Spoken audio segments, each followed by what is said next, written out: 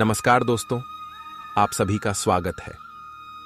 दोस्तों, एक बार यमराज और चित्रगुप्त यमलोक में बैठकर बात कर रहे होते हैं।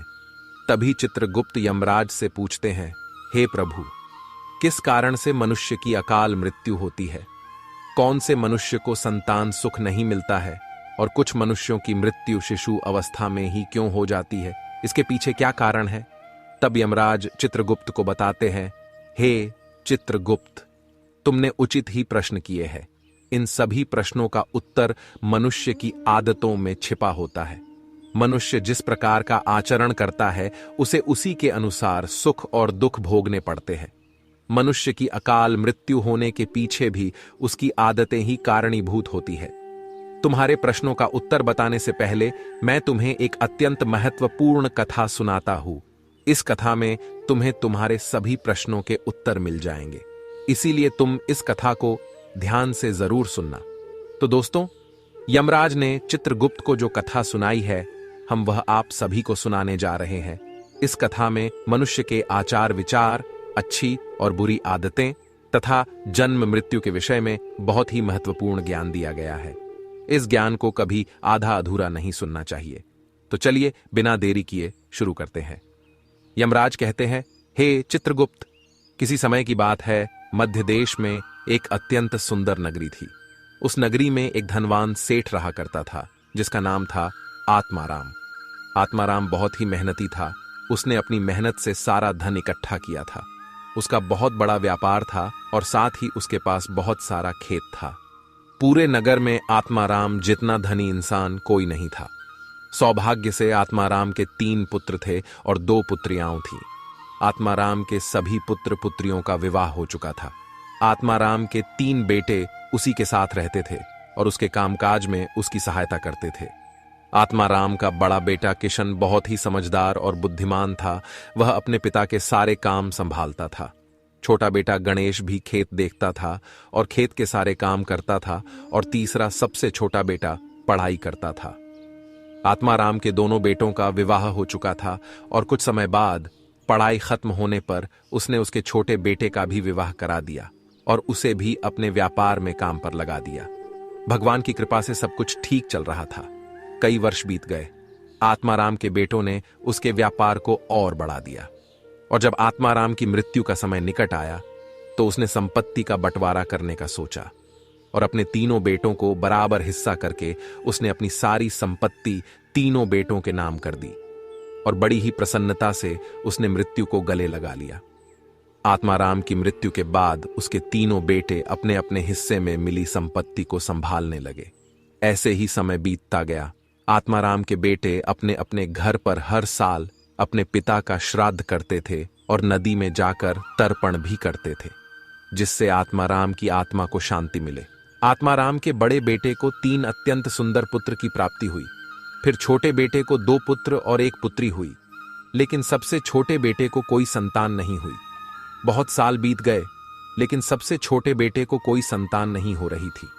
उसने कई उपाय भी किए, लेकिन उसे कभी संतान सुख नहीं मिला, जिस कारण से वह सदा ही दुखी और निराश रहने लगा।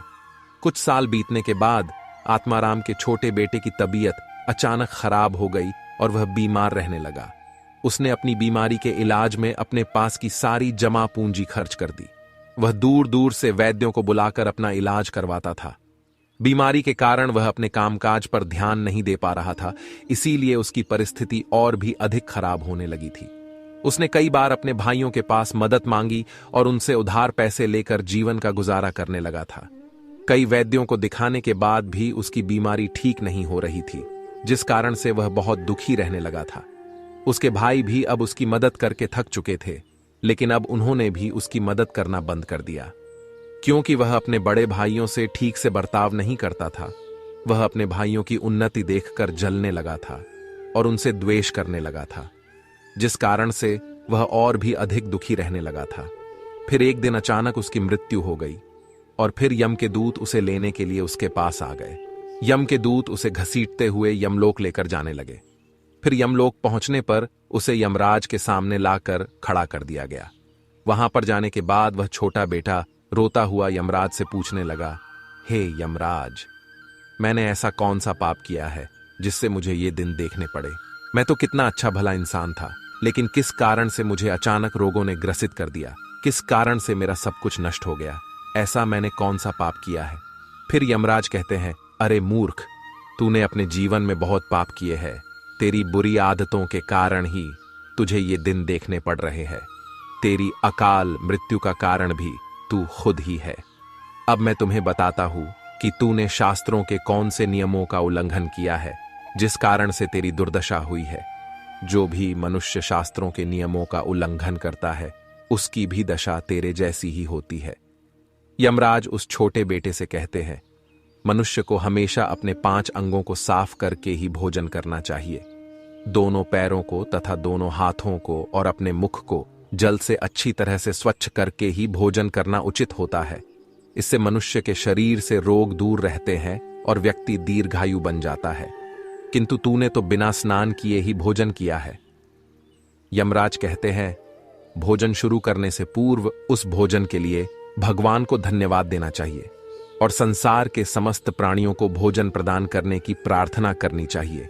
इस प्रकार से अन्न देवता को प्रणाम करके भोजन करने से मनुष्य को कोई पाप नहीं लगता है। लेकिन तूने ऐसा कोई भी कार्य नहीं किया। तूने कभी ईश्वर का धन्यवाद नहीं किया। तूने कभी प्राणियों को भोजन नहीं दिया, कभी द्वार पर आए भिक्षुक को अन्न नहीं दिया। इसी कारण तेरी यह दुर्गति हुई है। यमराज कहते हैं, जमीन पर बैठकर भोजन करना ही श्रेष्ठ होता है। बिस्तर पर बैठकर भोजन करने से मनुष्य के शरीर में रोग उत्पन्न होते हैं और उसकी आयु कम हो जाती है।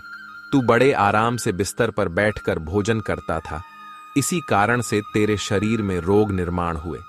शास्त्र कहते हैं कि दहलीज पर बैठकर भी भोजन नहीं करना चाहिए, किंतु तूने इस नियम का भी पालन नहीं किए, जिससे तेरी धन संपत्ति भी नष्ट हो गई।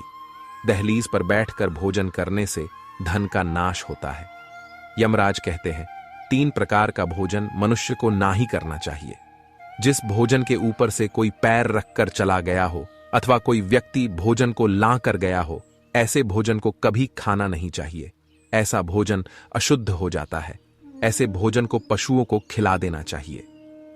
दूसरों के द्वारा लांघा गया भोजन खाने से मनुष्य की आयु कम हो जाती है और उसके शरीर में भिन्न भिन्न प्रकार के रोग उत्पन्न होते हैं। यदि भोजन में बाल निकल आता है तो ऐसा भोजन त्याज्य हो जाता है। यदि अन्न में बाल निकलता है तो उसे ईश्वर को कभी प्रसाद के रूप में नहीं चढ़ाना चाहिए और ना ही स्वयं खाना चाहिए। ऐसा भोजन प्रेतों को प्राप्त हो जाता है। यमराज उसे कहते हैं, दूसरों के लिए परोसा हुआ भोजन भी नहीं खाना चाहिए। जो मनुष्य दूसरों का भोजन छीन के खाता है अथवा किसी को बिना दिए ही स्वयं उस अन्न का उपभोग करता है, उससे देवी अन्नपूर्णा रुष्ट हो जाती है। भोजन सभी में बांटकर खाना चाहिए। दूसरों के हिस्से का भोजन करने से मनुष्य के पुण्य कर्म नष्ट हो जाते हैं, लेकिन तूने इनमें से किसी भी नियम का पालन नहीं किया। इसी कारण से तेरी आयु कम हो गई। शास्त्रों के अनुसार दिन के समय में मनुष्य को उत्तर की ओर मुख करके मल मूत्र का त्याग करना चाहिए। यदि रात्रि के समय मल मूत्र का त्याग करना हो तो दक्षिण की ओर मुख करके करना चाहिए। मल मूत्र का त्याग करते समय हमेशा अपने सिर को ढककर रखना चाहिए। किसी भी पेड़ के नीचे, कुएं के पास, नदी के किनारे के पास, गौशाला के पास, देव मंदिर, अग्नि के पास तथा शमशान भूमि के पास कभी मल मूत्र का त्याग नहीं करना चाहिए।